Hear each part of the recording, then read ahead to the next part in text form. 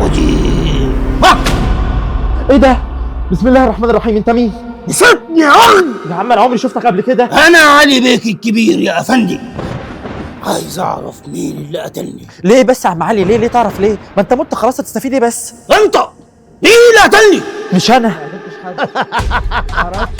مش انا. ما اعرفش.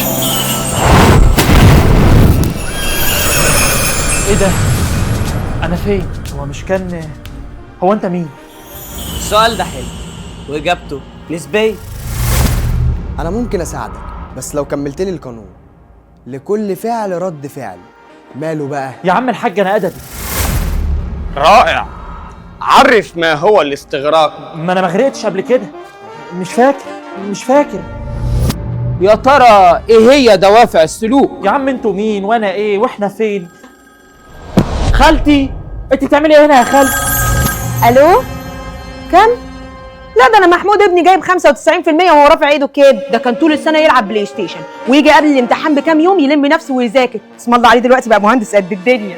يا جدعان هو ايه اللي بيحصل ده؟ ماما الحقيني والنبي يا ماما. مين الناس دي وخالتي بتعمل ايه معاهم؟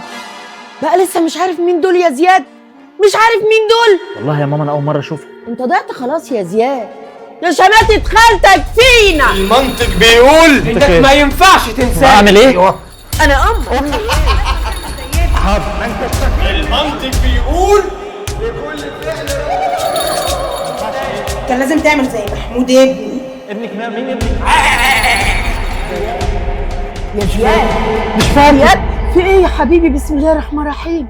انا ضعت يا ماما. خالتي وعلي بيك كبير هيشمتوا فينا.